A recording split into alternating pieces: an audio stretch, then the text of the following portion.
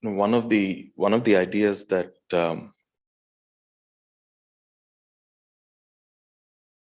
I thought it'll be nice to talk about are kind of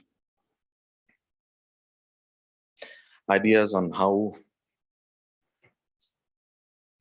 we regard our practice and how we approach our practice.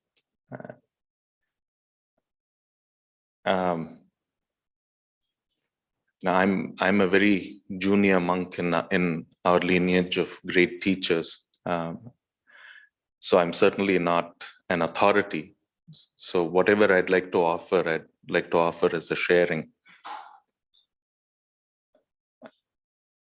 But there is a lot of commonality that I find here, because like me, a lot of you have started with Goenka-ji and come with that kind of training as a basis. That apart, I think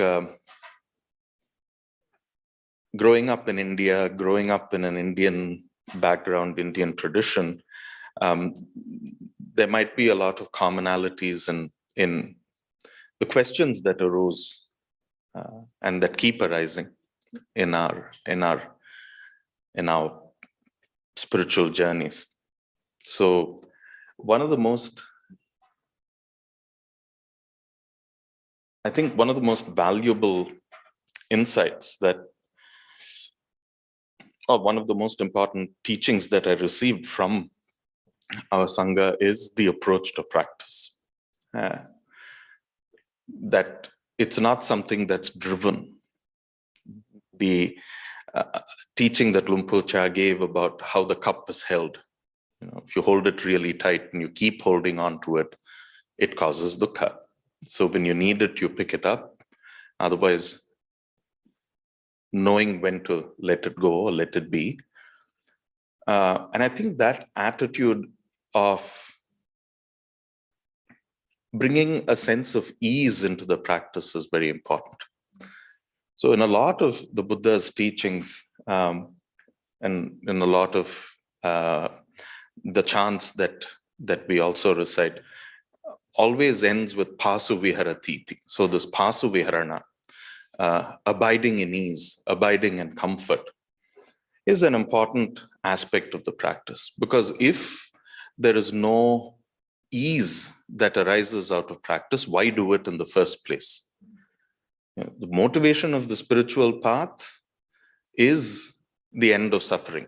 That is the ultimate motivation. That's why we're all here. That's why we do what we do. That's why we meditate. That's why we chant. That's why Dhamma exists. That's why Tisarana exists. All of that. So then how do we actually do that? How do we bring ease into the practice? Well, one thing that I found extremely useful and helpful with Lumpo Viradhammo's constant reminders is this idea or this attitude of receptivity. And receptivity is very, very important, because you allow whatever this very moment presents us with to manifest, and we use that as a method of, or as a training point, as a teaching, as something to learn from, etc. Right? So that idea of receptivity, that's why even when we meditate, the refrain is often allow sounds to come into awareness. So we have awareness, which is broad, which is all accepting. And whatever comes into awareness, right? So it's not an active doing. So we are not actively going out and seeking anything. We are just here. We are abiding, and things enter into awareness. So then when there's receptivity, there's no friction, right? There's no opposing. So an openness and a receptivity lead to a very open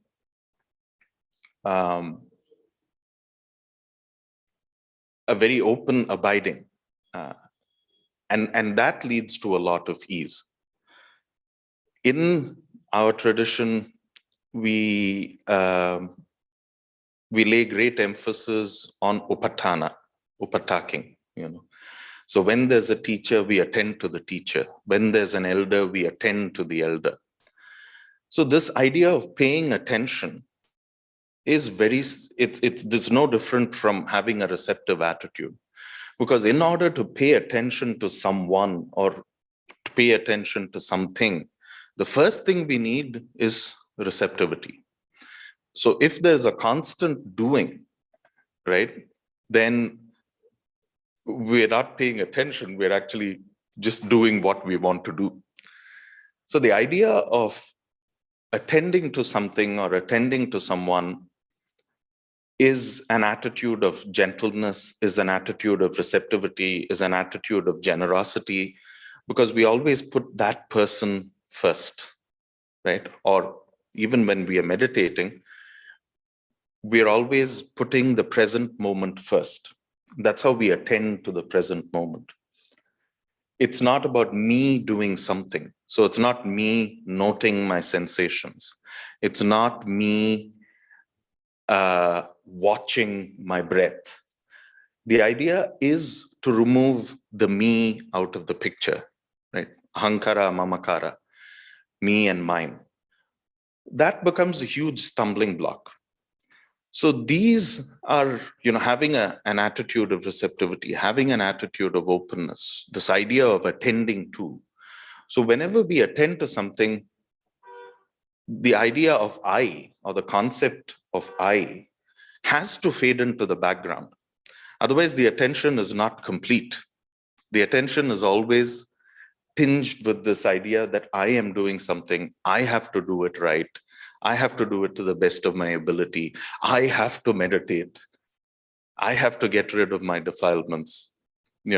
Noble as these intentions are, there's still so much of attention that goes into this idea of me doing something, that whatever we do is not done entirely. Right? So in the Thai forest tradition, that's why so much of importance is given to upatana, upataking the teacher, upataking the elders, because the first thing it teaches one, especially a junior monastic, is this idea that, hey, leave this concept of I to the side, attend to the teacher. The teacher is of primary importance.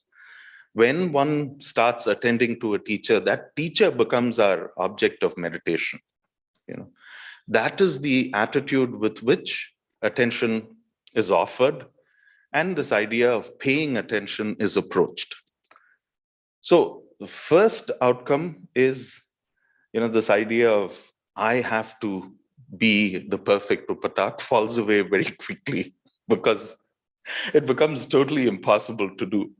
What arises in its place is this lovely feeling of just putting someone or something before yourself. Right? So there is something larger than me. There is something higher than me. And I have, I'm offering my services to that. So I'm making myself available. By making myself available, I'm also being receptive. So just as how we approach upatana to the teacher that way, that's how we approach upatana to meditation as well. So sati upatana, it's the same thing. We remember and we are attentive. We bring to mind and we are aware. We bring to mind and we are receptive. Same thing. So whether we are dealing with the breath, whether we are dealing with sensations, whether we are dealing with thoughts, whatever we are dealing with, whatever the object that arises, right? The refrain or the encouragement is to be with the knowing rather than being with the object. And if we are with the knowing, and if we are fully attentive to what's going on in the present moment, then you'll notice that this idea of the ego or the idea of the self is muted for that particular time. And when the idea of self is muted for that particular period of time, then there's great relief in the chitta. There's great, opening in the heart. And that is when a lot of joy and confidence arise in the practice. So it's important to figure out, each one has different temperaments. So it's important to figure out what makes this joy and this confidence arise for each one of us. Right? So for some people, it might be that a lot of reflection leads to a lot of insight. For others, it might be something very devotional that leads to the opening of the heart. But it's important to bring that aspect of joy and relaxation and ease, calm, comfort into meditation. Otherwise, it is not something that can be sustainable. And for anything to last good fruit, it has to be given time. That's why it's called magga and phala. Phala is a fruit. And whatever fruit it is, it takes time to ripen. So all we can do is allow the causes and conditions for its ripening. So we can't force the ripening of a fruit. Even today, all this gas and artificial things that are used to ripen the fruit, the moment you eat it, right? So unless it ripens naturally, it's not going to have all its sweetness, and whatever it is not going to come to the fore. And hence, when we do the practices, it's important to approach it that way, that the path is there and the result of the path is the fruit. But what is important is ripeness. And all we can do is create the causes and conditions that allow for the result to ripen, and for us to get the result of whatever we are doing. And in allowing that, again, it comes back to allowing and receptiveness, and this idea of me doing something is taken out of the picture. So when this teaching of awareness and receptivity is presented, the biggest benefit that we get as practitioners by practicing this is the idea of letting go of the sense of self. Because when we begin to let go of the sense of self, then we can absolutely abide in that moment, in all its fullness and its entirety. So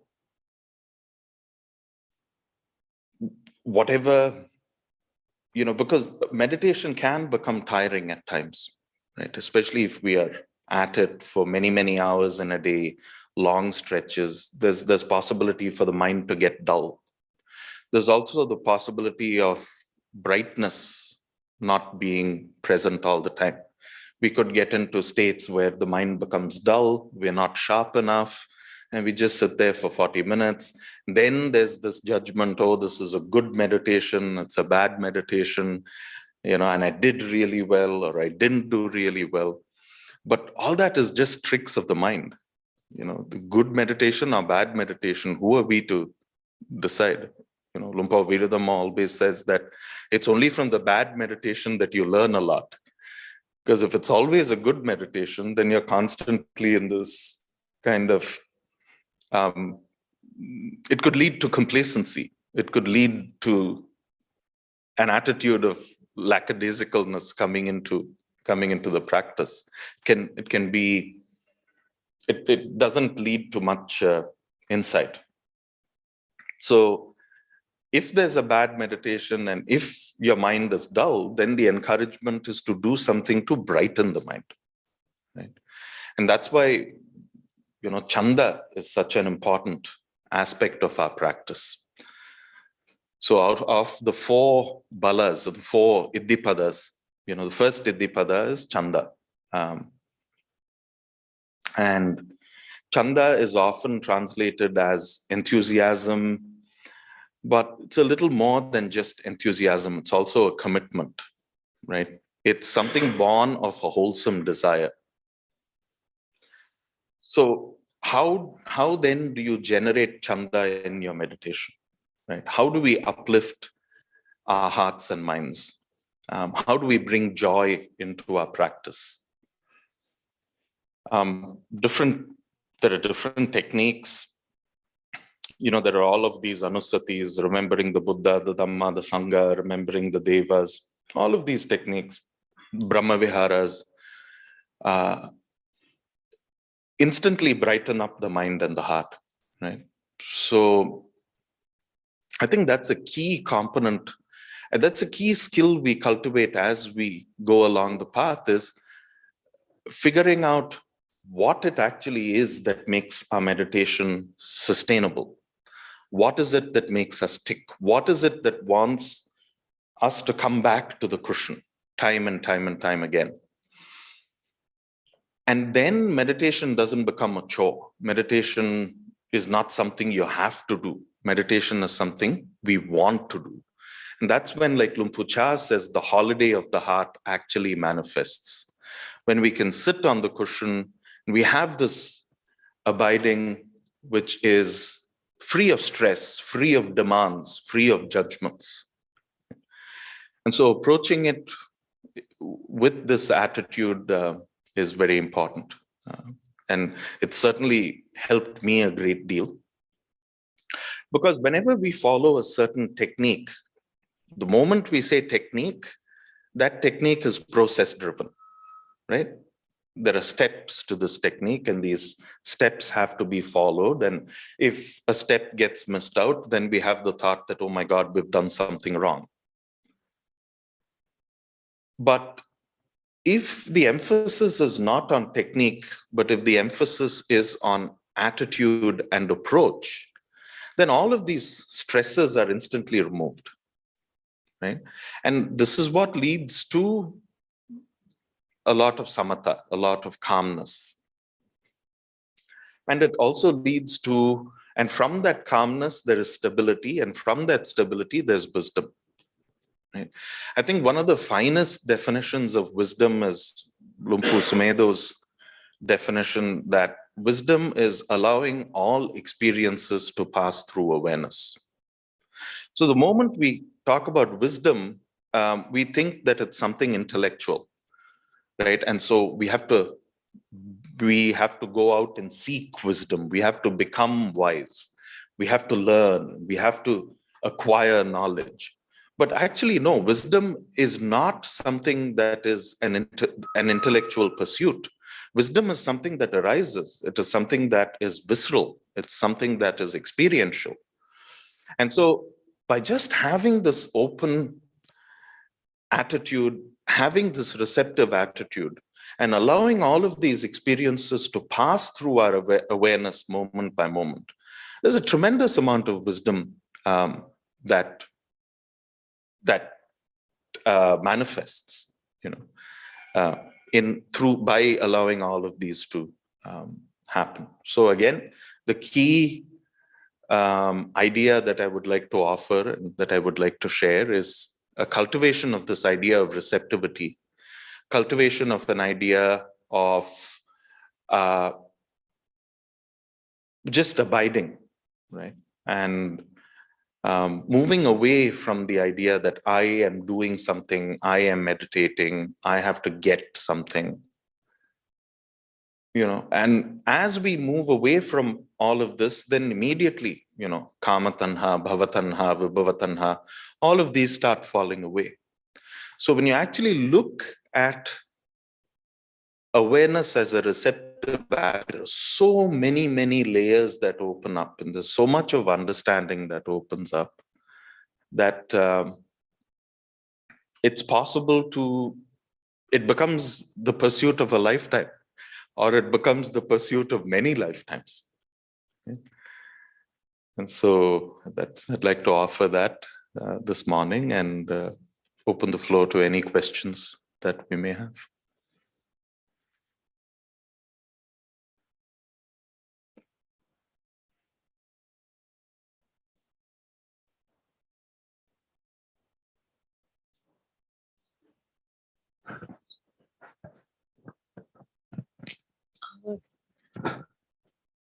Pranam Bhante. Pranam.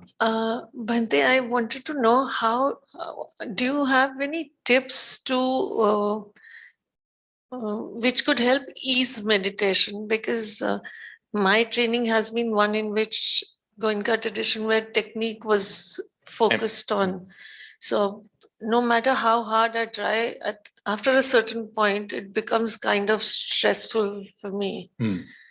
So So can you describe what happens? Like what do you do and what happens? First thing that I see, what I think I'm doing wrong is, firstly, there's a lot of clinging to, there has been a break in my meditation. So there's a lot of clinging to the old samadhi that I want to achieve. And obviously that takes a lot of effort, which I'm not putting in, but I want the result same as what it was. So I know I'm wrong there, but also I don't know how I somehow, every time I sit down to meditate, I feel I don't know how, but I automatically get stressed after a little while. I'm not being able to figure out why that is happening.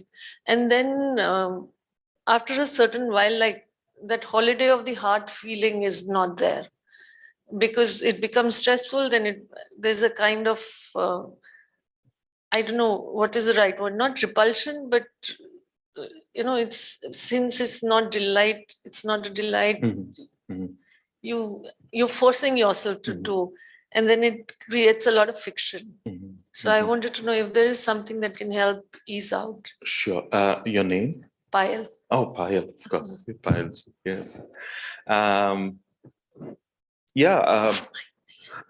I faced a lot of this. And the first winter retreat that I spent at Tisarana, Lumpur would start with guided meditations, right? And the first thing we would do, the first thing we would start with is Lumpur would say, okay, bring to mind someone who you really, really love and value. So you're actually closing your eyes, you're sitting down, and then you bring the memory of this person into your awareness. So it could be your mother or your father or your spouse. Lumpur Viradhamma would always bring in Lumpur Sumedo or his mother. So instantly what happens is the mood of the mind changes, right? Because now the object that's present in your attention is an object that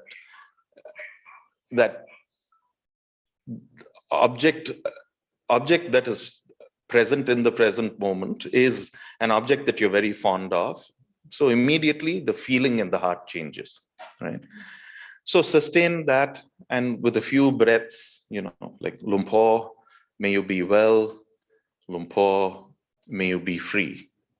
Lumpur, may you be well. Lumpur, may you be free. So what you're doing is you're actually sending a lot of goodness to this particular person who is in your chitta at that moment, right? And the effect is that it really brightens the mood of the mind at that moment. So then you move to another person who's close to you, and then you move to someone who's kind of neutral. And so that is how you use metta bhavana as a tangible tool to start your meditation and to put your mind in a loving place. Because the description of the way you described it just now is that there's probably a lot of judgment. There's too much of critique on yourself that I am doing this wrong, and I shouldn't be doing things this way, and which all of us face, but that's not very helpful. So instead of having this thought of judgment, you're replacing it with a feeling of love. That's one technique. Another technique that I use is from a guided meditation from Ajahn Jayasaro, where he says, imagine that you're going to serve a meal to the Buddha. So, in the Sataparni caves, the Buddha is sitting there, Sariputta is next to him, Mahamoggallana is next to him. All of his, he's surrounded by his disciples and these arahants. And you're actually going with a meal to present to the Buddha. So you wake up, or probably the previous evening, you prepare the menu and you get all of these dishes together, and you're doing this. And then you wash the vegetables or whatever, and you're cooking, you're preparing, then you think about how to present it, then you carry it, and then you offer it to the Sangha of Arahants. So then what is the feeling that arises in your chitta? So that's a beautiful exercise, because instantly what it does is it takes your mind to a place of brightness, a place of devotion, a place of generosity.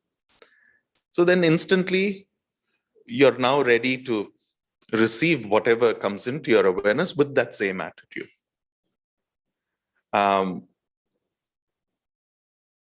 One thing that I do is,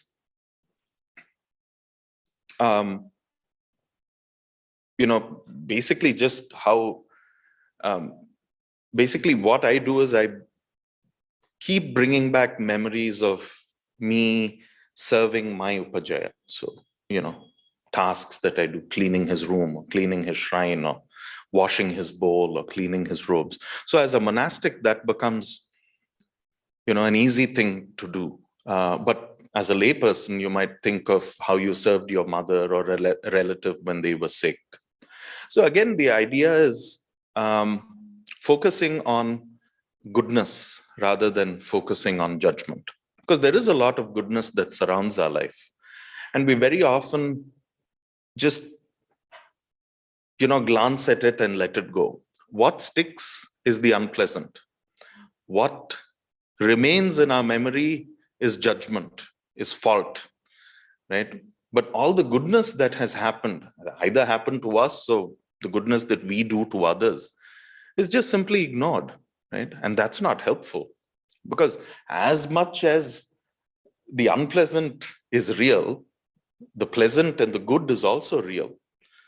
So we have to use that as again, not in a sense of creating an ego or creating pride, but as a way of uplifting the mind and reducing judgment and stress. So I think some of these things, again, play around with things and see what really works for you.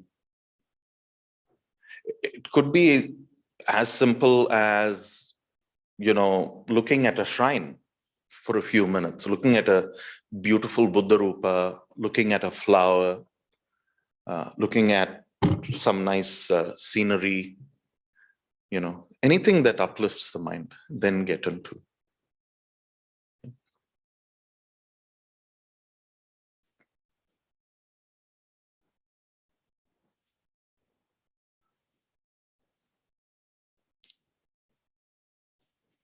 You're welcome.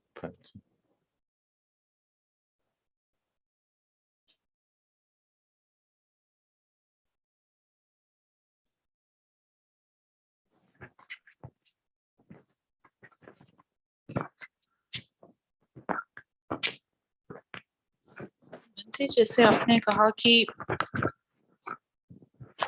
अपनी साधना में सहजता लेकर आए और technique पे बहुत ज्यादा ध्यान नहीं दें, क्योंकि उसमें हम उलझ जाते हैं, फिर हम उससे परफेक्ट करना चाहते हैं।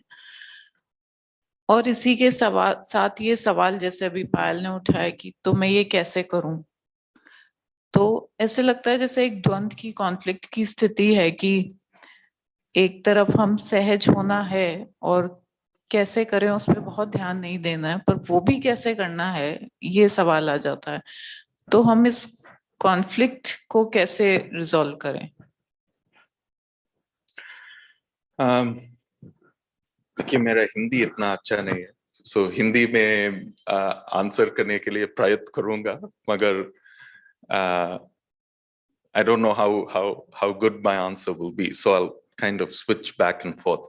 सहजता बहुत बहुत मुख्य है, Kyunki, the word sahajta itself, making something natural, is very important.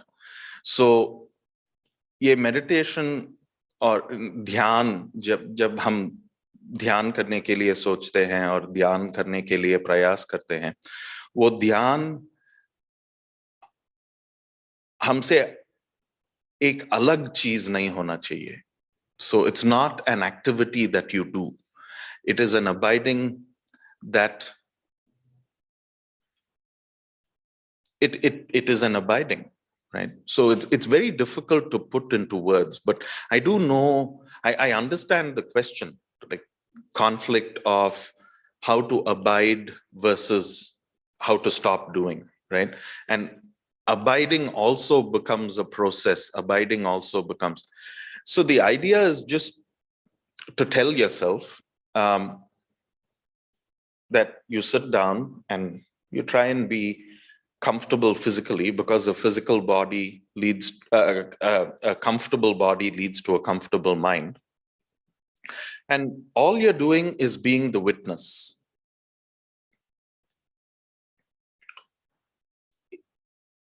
To whatever arises and passes. In this, I found a particular tool that's available in Advaita Vedanta very, very useful. There they have this concept of Drigdrishya Viveka. So Viveka is a discernment. So you're basically discerning between object and awareness, between object and awareness. So usually what happens is, habitually, we are so caught up with objects that we forget that there's awareness, right? The way we operate is so driven by this idea of objects and being caught up with objects and being caught up with moods, that we forget that there's awareness behind all of this. So a good way is to remind ourselves, whenever something happens, oh, that's an object in awareness, right? So if there's a sharp pain, pain is in awareness. If there's a feeling of sadness, sadness is in awareness. If there's happiness, happiness is in awareness. So by constantly looking at an object and seeing that this object arises and passes away in awareness, the emphasis falls naturally on awareness itself. And then at that point, the conflict falls away. And that's when sahajta, this feeling of naturalness, this feeling of abiding, actually comes in to the practice. So how Lumpo Viradhammo refers to that is, don't look at the print, look at the whiteness of the page, right? Because if there's no whiteness, the print will not be visible. So if there's no consciousness, if there's no awareness, no object can actually come in to, an object will remain, but it'll be meaningless to us because it does not. It's only because of the consciousness that we are able to perceive the object. What we do is that we follow the object and we pay a lot of attention to the object, missing out on the awareness. So if we are able to distinguish how that happens, and jab hum ye awareness ke saath सहजता से रह सकते हैं, तब ये बहुत आसान हो जाती है और ये एक habit जैसे होता है. So we really have to untrain the mind a little bit, because the moment an object arises, we are trained to catch hold of that object and run with it. So if it's anger or depression or happiness or joy or pleasure, whatever it may be, there's no distinction there at that moment. That there's not even the awareness that, okay, this is an object, this is a state of mind, this is an aramana. There's no discernment at all in that moment because it's so quick. We're just up and out the door, right, with it. So how do we then train ourselves, or how do we untrain the mind? Is by constantly reminding ourselves that, yes, this is an object that arises in awareness. And the more we do that, and this you don't have to do only when you're sitting down, right? This is an exercise that you can do when you're cooking, when you're cleaning, when you're talking to someone. So then what happens is you're constantly in what Lumpo Viradhammo calls the background, right? The foreground is everything that goes on. The background is that which knows everything that goes on. So the more we are able to stay with the background, the more we are able to stay with awareness, then the more natural it becomes. We become familiar with it. You know, it's like visiting an old friend. So the first time you meet, there's a little bit of, okay, I need to get to know this person. Then you get to know the person over a few times. Then you have a cup of tea. Then you have tea and biscuits. And then you start conversing, right? That's how a friendship is built. So getting familiar with the background is the same process. You approach it, you put in an effort to be with it, you put in an effort to make itself felt, then the abiding becomes totally natural, right? So personally, I found this idea that object arising in awareness and always emphasizing the awareness over the object as a very useful tool to bring that, to basically abide in the background when all of these tasks and activities are going on. Sorry, I tried in Hindi, but thank you Bhante. इसी से आगे एक और सवाल उठ रहा है और इस बारे में थोड़ी सी आपसे चर्चा भी हो रही थी कि जब हम अवेयरनेस की बात कर रहे हैं तो अमूर्त की बात कर रहे हैं, फॉर्मलेस की बात कर रहे हैं। और भारतीय संस्कृति में हम अपने बचपन से ही मूर्त के परिवेश में, यानी कि मूर्तियों के परिवेश में बड़े होते हैं। कहीं कुल देवता होते हैं, कुल देवी होती है, ईश्वर, भगवान वगैरह। और फिर हम भगवान बुद्ध की शिक्षा के संपर्क में भी आए और उसमें ऐसा हुआ कि हमने ये भी समझा कि अवेयरनेस है या ईश्वर का जो कॉन्सेप्ट है वो वहां उस तरीके से नहीं है। हम उसे भी पकड़ना चाह रहे हैं, लेकिन जो पीछे मूर्ति पूजा थी, जो देवी देवता के प्रति जो समझ थी, उसको भी छोड़ नहीं पा रहे और छोड़ना चाहते हैं किसी तरह। कई बार छोड़ना चाहते हैं, नहीं भी छोड़ना चाहते, तो वहां भी एक द्वंद्व की स्थिति कई बार मन में उत्पन्न होती है। मार्ग हमने मुक्ति का लिया हुआ है और समझ रहे हैं कि ये जो देवी देवता हैं, कई बार माइंड में ऐसे भी कॉन्फ्लिक्ट्स होते हैं कि ये मुझे छोड़ना चाहिए। कई बार ये भी एक डूज एंड डोंट्स में ऐड हो जाता है। तो इसके बारे में आपके क्या, अगर आप कुछ गाइडेंस दे सके, हमें क्या करना चाहिए? क्या ऐसा करना गलत है? पहली बात तो so let me start by just kind of tracing. It's a very good question that how do we balance the teachings of the Buddha with the kind of culture we've grown up in? And the kind of culture being having a deity with a form, having a murti, doing worship to that murti, doing worship to our kuldevatas and all of that. And how does that square with the teachings of the Buddha? Basically, that's the question. And, you know, that has been an important part of my spiritual understanding as well, because same questions arise. So basically, even when you look at our Bharatiya Sanskriti, ब्रह्मन जो है वो अरूप है, मगर जो चीज आरोपित है उसके साथ एक बंधन पैदा करना बहुत मुश्किल की बात है, because it's an abstract concept. How can you actually form a relationship with something that's abstract, right? So a few years ago, I had only heard of Darsab and Anish ji and all of you. And that those were abstract names in my chitta. But when we met, then there's a form, there's an identity, there's a feeling, there's an emotion, there's a rapport. So that's exactly what that was exactly the intention behind creating all of these forms. So you have the Brahman, which is unmanifest, unformed. Then the unformed is given a form, so that that form is something that we can form a relationship with. That becomes the object of our attention. So then this part, puja, bhajan, seva, all of this, all of these things become ways of paying attention to that form. But the ultimate aim is to let go of that form and to be one with the formless, right? That is the concept of Sanatana Dharma. That's the idea behind Bharatiya Sanskriti or Bharatiya religion, just jaise bhi aap, whatever, however you want to label it. So initially, when you encounter the teachings of the Buddha, there's none of this that actually appears, and then that could become that could make someone actually fearful or hesitant, like, oh my God, all of these things are ignored. Am I doing something wrong?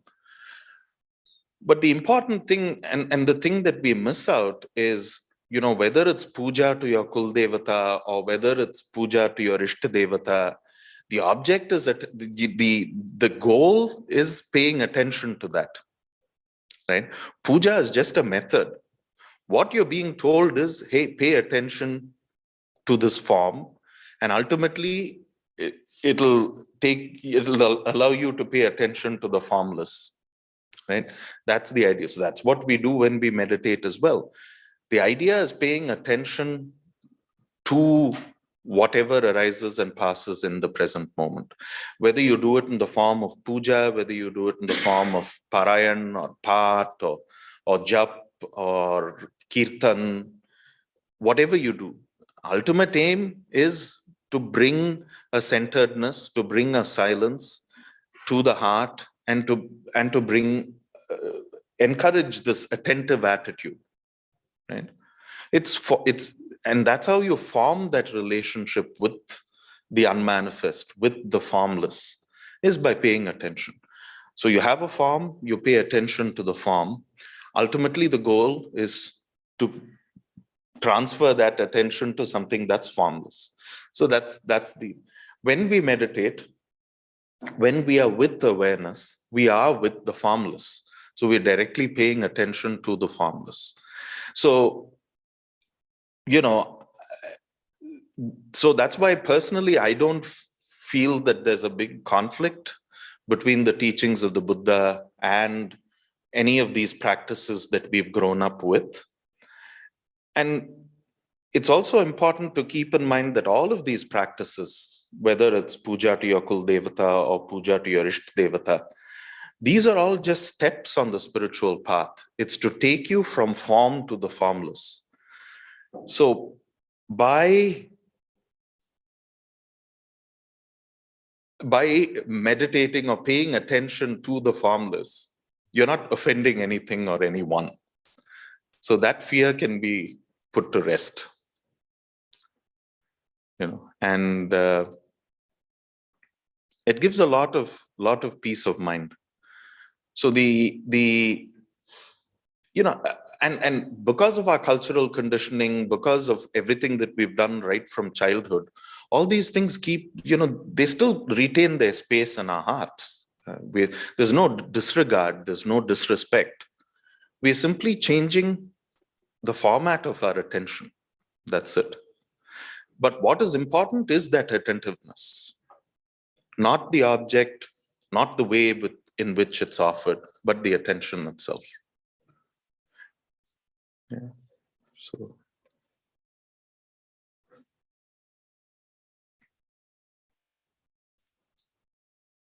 Yes, sir.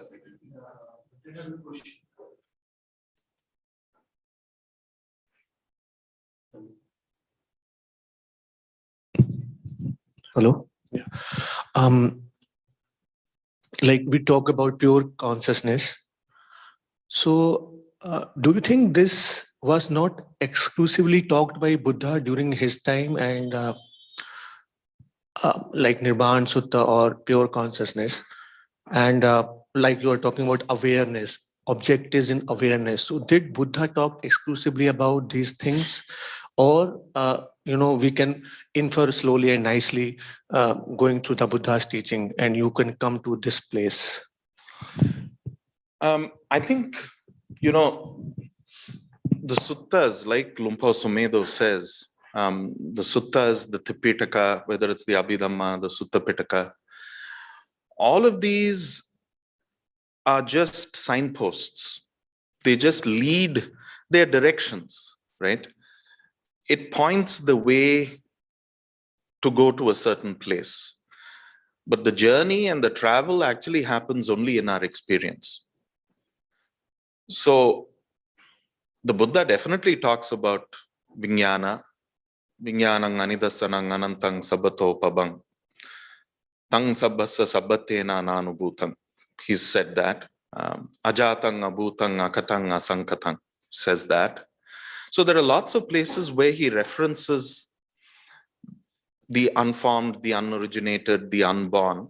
And he very clearly says that if there wasn't the unborn, the unoriginated, the unformed, there's no escape from what is formed, what is born, what is originated, and what that can die. So definitely he says that. But also something we have to keep in mind is that the Buddha's teachings were given to diverse audiences, and each teaching was probably given to each person who had varying levels of maturity in their spiritual understanding. And so, yes, definitely the Buddha references all this. But what's more important is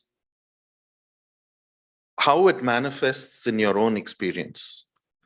That's what's more important, rather than, you can certainly get direction from the teachings, but then you take the teachings and you apply it.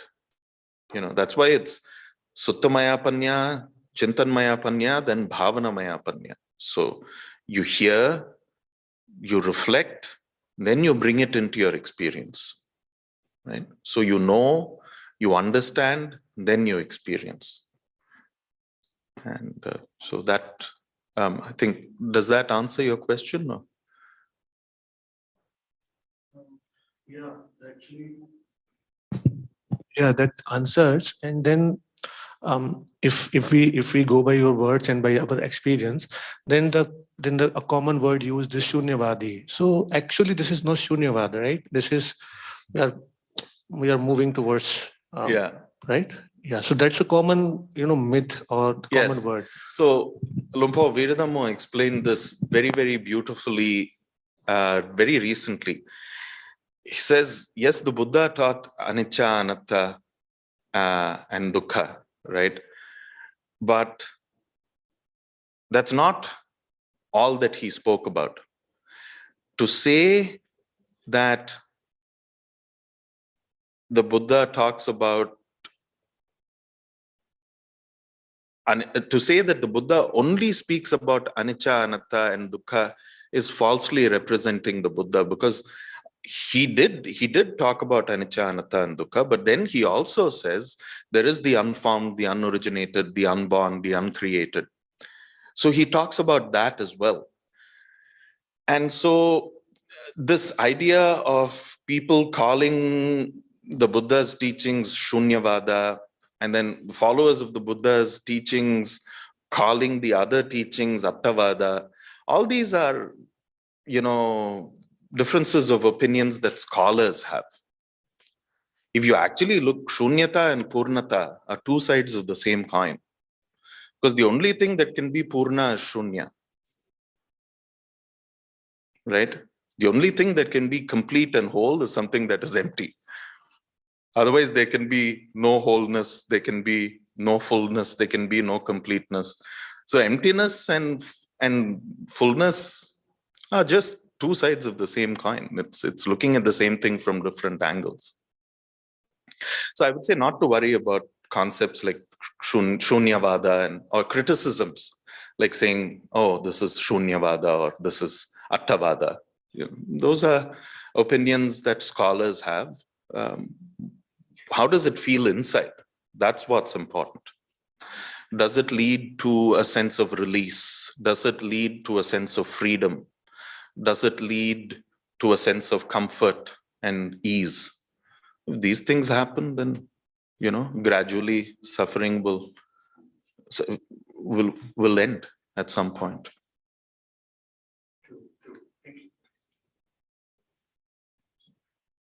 Hanji, yes.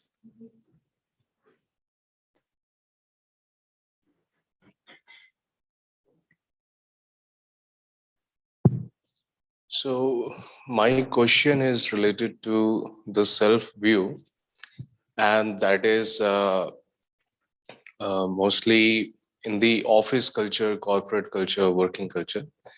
So while working, it seems like there are self-view which arises and which comes very often, and that causes some sort of difficulties while interacting with people in the office. So I wanted to understand and seek your advice or suggestions to ease the self-view, to avoid a conflict within and outside, so that working in the corporate culture becomes easy, because on like everyday basis we have to interact with the office people, and also interaction like working. So कई बार वहाँ पे it's like constantly मैं ये कर रहा हूँ, या if there is a meeting, so ऐसा बोल दिया, या and if there is nothing, so there is a constant assumption going on the background कि क्या मुझे कुछ बोलेंगे या कुछ all those like praises or criticism, all those things. Right. So I wanted to basically understand how to transcend all these things, because these things will remain there, but how can I transcend to ease myself? So the basic thing is, we do operate in a world in which a lot goes on that is outside our scope of control. Whatever happens is not going to be our liking all of the time. We are definitely going to face problems. We are definitely going to face issues.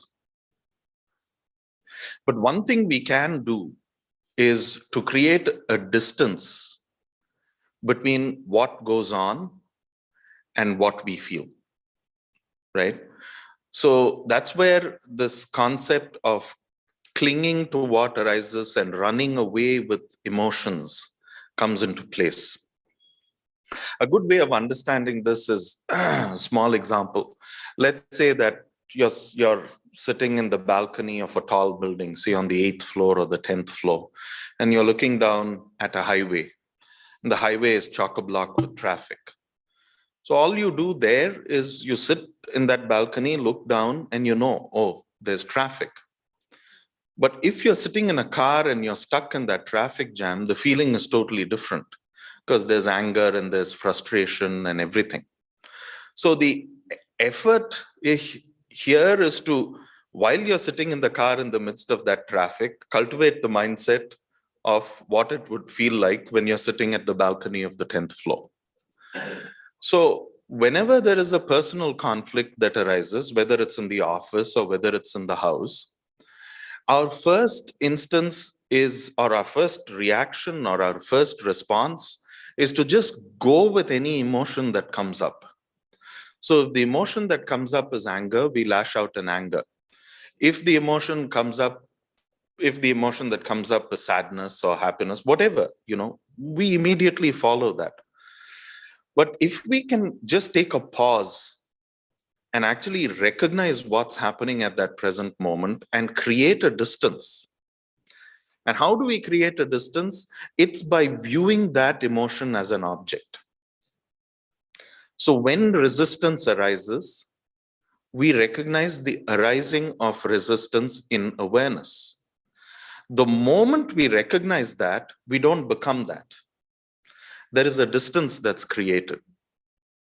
And that distance is what is helpful, because it allows you to approach that situation with a sense of objectivity. Then you're not caught up with it and you're not reacting to it out of an old habit pattern. You're not attacking it out of a sense of resentment, but rather you're looking at it with some distance, with some objectivity, and then you can respond. So this is how reactions can be converted to responses.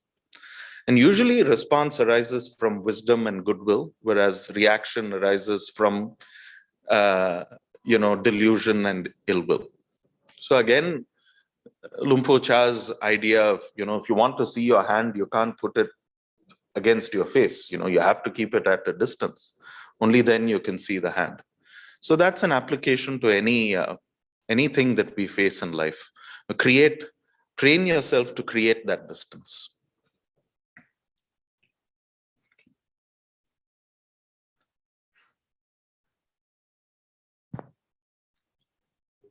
Okay, you're welcome. So it's just past 10:30. Are there any more questions? Or I'm available if there are questions.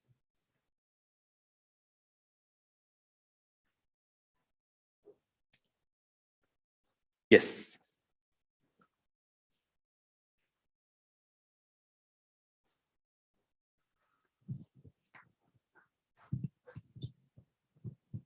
Pranam. Pranam.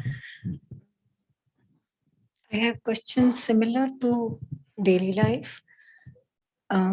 When I'm not so involved in my daily life's responsibilities and meditating regularly, more than if I have some work, meditation brings me to a very peaceful, calm state of mind, and I enjoy it more. It's easy to quickly go into the state of mind which is very pleasant and joyful. Whereas when I have some responsibilities, or I have to take care of worldly affairs, meet somebody, or do some activity which is in relation to society or world, I am not able to meditate well at all. My mind it's like my mind needs to be broomed and cleaned. Even with one small meeting with one person also, it takes almost quite a number of hours. Even if I have to sleep, if I've met somebody in the evening and I'm just sitting for some time before I sleep, I'm not able to access that calm state. It feels like mind needs cleansing from that activity. And so the more I am, social or meeting or doing things, the more time it takes me to cleanse my mind before I can enter the meditation. I have some responsibilities in my life. So how do I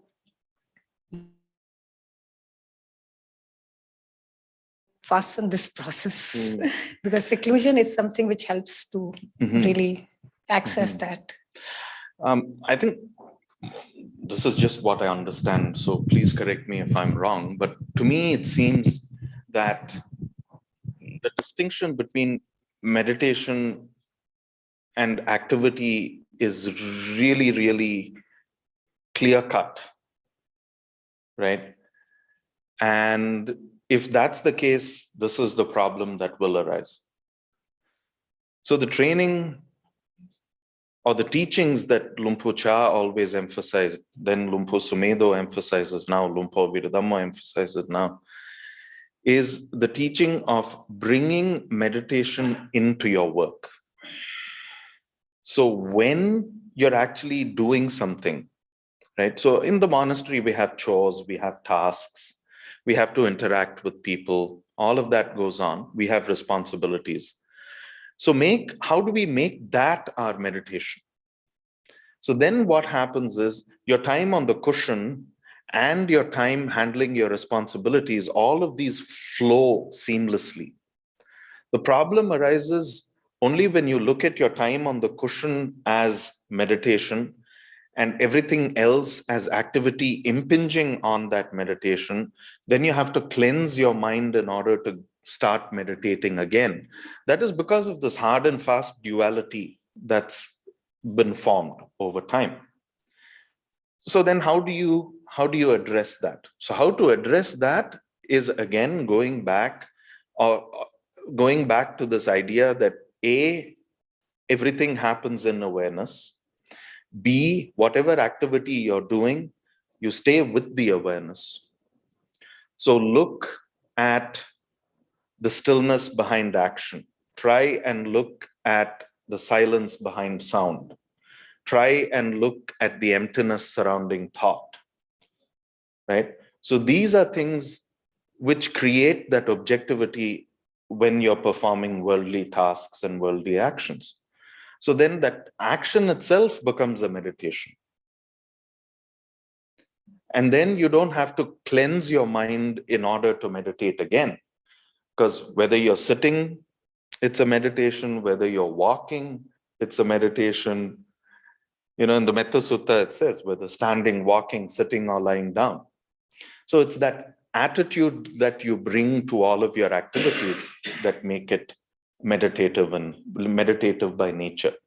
So then the more you try and do this, the more you are committed to this, then this distinction, duality that you have about time in the cushion and other activities will slowly start breaking down. So I would suggest, think about that a little more and see how you can bring that into your life.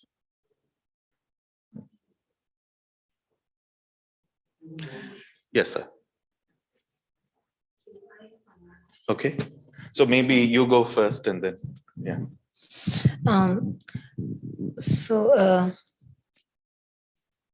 Like when we are comprehending stress, Hmm. like I have some stress and I'm not able to concentrate. And I sometimes find there are a lot of voices in my head, like voices. One is wanting to chant, one is saying the prayer, the other one is saying what the stress is, then bringing up like 10 issues together. And I'm not able to, deal with it effectively. So could you Yeah. please- So usually this happens to a lot of us. And again, this is a question of, how we approach this. And we are trained to approach it in a certain way from childhood. And we think that all of these things have to be dealt with in the head. That's the basic problem. That A, it has to be understood intellectually. B, we have to work it out logically. And C, we have to come up with a solution. And then it's me fixing the problem, right? I've tried that and I've failed miserably, right? So then what do we do? How do we handle all of these stresses? As and when the stress arises, instead of staying with the thought, shift your attention to the body. See how the stress manifests in the body. Does your chest become tight? Does your throat become constricted? Are there butterflies in your stomach? Do you feel a surge of heat going through your body? Like what actually happens? So instead of staying with the mind and thinking that you're getting stressed and I don't want to get stressed and I have to get rid of the stress, and here's this voice that says I have to do this, here's this voice that says I have to do the opposite. Instead of remaining there, try and shift your focus to the body and see what happens in the body. See how these stresses actually manifest in the body. Then what will happen is you're actually giving the chance for the energy that the stress creates to manifest and to run its course. then it gets over and done with. But if one is always trying to deal with it at an intellectual level, it's a never-ending process, because one thought begets 10 thoughts, and 10 thoughts beget 100 thoughts, and there's no end to that. But the moment you start focusing on your body, then there's something tangible where that energy can manifest. And then you are actually witnessing the manifesting, the remaining, and the ceasing of that energy time and time again. Right? So I suggest you try that and see how it works.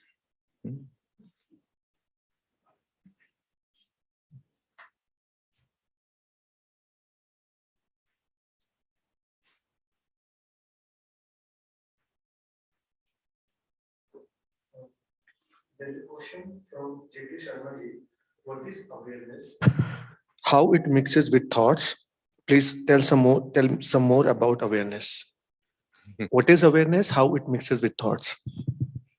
You know, it reminds me of a line I read recently by John Keating. John Keating was a very highly respected Cistercian monk. So one of his lines is, God's original language is silence. Everything else is a poor translation. Right? So awareness is something that has to be felt. It has to be experienced. Whatever we say about it, however we describe it, is a very, very poor description. You know, so one of the sessions that Lumpur V did on the internet, he said, okay, now let's start talking about silence.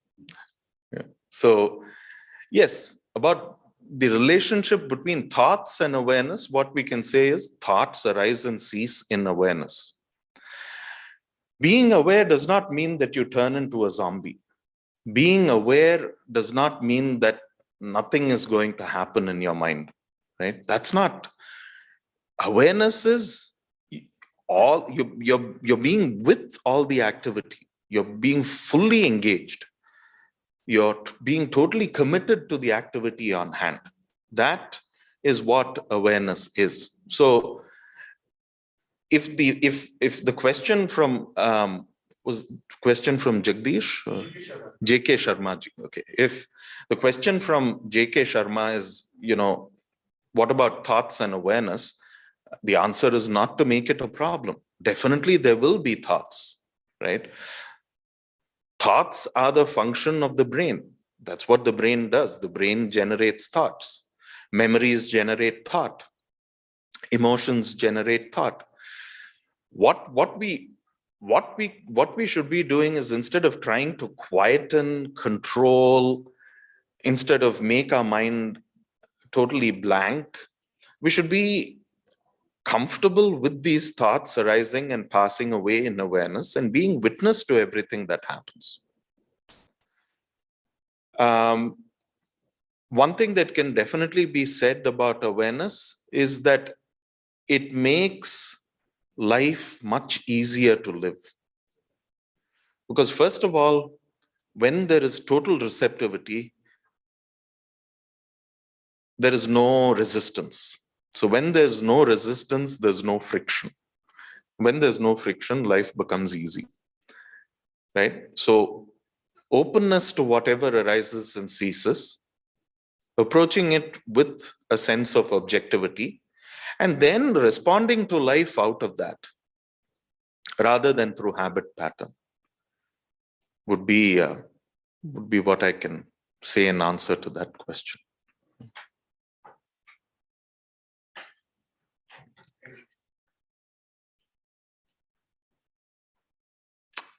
Okay, so I think we can close this session for now. We'll do the closing homage and pay respects to the shrine.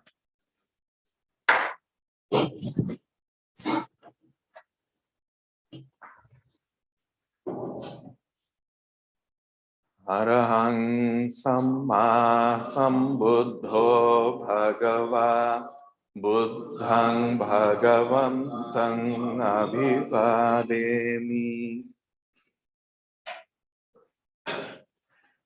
Swakhato bhagavata dhammo dhammang namassami. Supatipanno bhagavato savaka sangho sanghang namah. Three bows to our teachers.